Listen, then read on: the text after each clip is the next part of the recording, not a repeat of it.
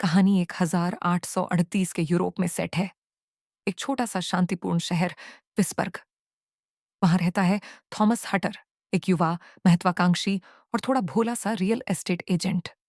उसकी पत्नी एलेन कोमल हृदय वाली, सुंदर और गहरी आंखों वाली स्त्री है जो अपने पति से बेहद प्रेम करती है। थॉमस को एक विशेष मिशन पर भेजा जाता है। एक रहस्यमयी रईस, काउंट ऑनरलॉक, जो ट्रांसिल्वेनिया के घने जंगलों और पहाड़ियों में अपने महल में रहता है, ने विस्बर्ग में एक संपत्ति खरीदने की इच्छा जताई है। थॉमस उत्साहित होकर लंबा सफर तय करता है। जैसे जैसे वह ट्रांसिल्वेनिया के करीब पहुंचता है, मौसम बिगड़ता जाता है, रास्ते वीरान होते जाते हैं और लोगों की आंखों में अजीब सा डर दिखने लगता है।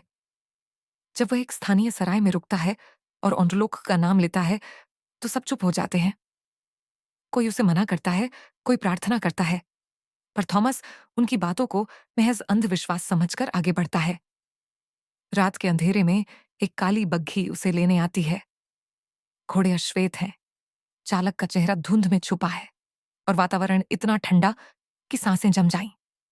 जब वह और लोग के महल पहुंचता है, तो वह महल एकदम वीरान, डरावना और जर्जर अवस्था में होता है, जैसे वहां वर्षों से कोई नहीं रहा। और वहीं पहली बार होता है थॉमस का सामना काउंट ऑनरलॉक से। एक बेहद दुबला, लंबा, खामोश और पीलापन लिए चेहरा। उसकी उंगलियां वो इतनी लंबी जैसे किसी परछाई की, और नाखून चाकू जैसे नुकीले। उसकी आंखें ऐसी जैसे सदियों से नींद ना आई हो। जब वह बोलता है, उसकी आवाज इतनी धीमी कि लगता है समय थम गया हो। काउंट थॉमस का गर्मजोशी से स्वागत करता है, पर वो गर्मजोशी नहीं, एक ठंडी बर्फीली चालाकी थी। वह रात को ही दस्तावेजों पर हस्ताक्षर करता है और बातचीत में धीरे धीरे थॉमस को एलन के बारे में पूछता है।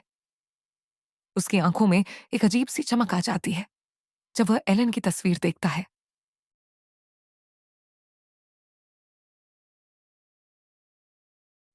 एक रात जब थॉमस अपनी अंगुली काट बैठता है, काउंट उसकी खून को देखकर विचलित हो जाता है। उसकी प्यास जाग उठती है। वह थॉमस की उंगली को चूसने की कोशिश करता है, लेकिन थॉमस घबराकर पीछे हट जाता है। धीरे धीरे थॉमस को समझ में आता है कि काउंट सामान्य इंसान नहीं है।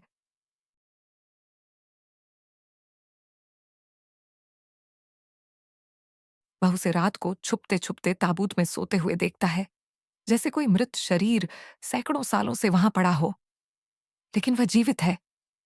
थॉमस डर के मारे भागने की कोशिश करता है, लेकिन वह बुरी तरह घायल होकर महल में ही फंस जाता है।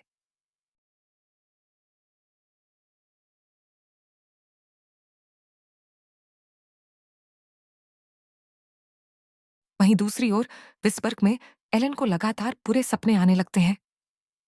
उसे महसूस होता है कि उसका पति किसी गहरे संकट में है।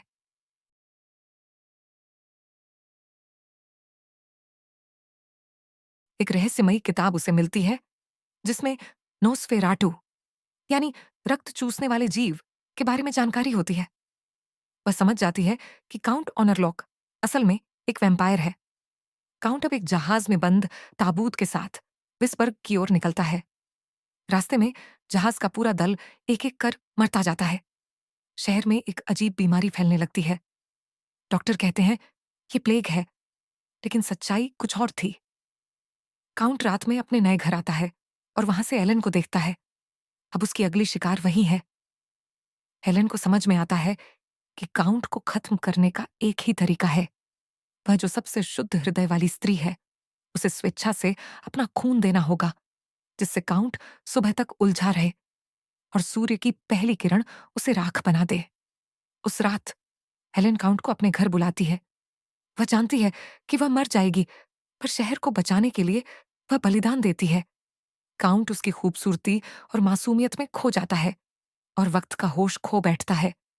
जैसे ही सूरज की पहली किरण उसके ऊपर पड़ती है, वह चिल्लाता है और धुएं में विलीन हो जाता है।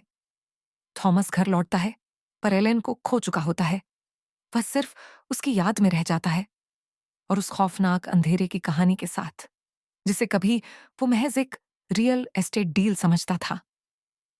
नोस्फेराटू एक डरावनी कहानी नहीं, एक त्रासदी है।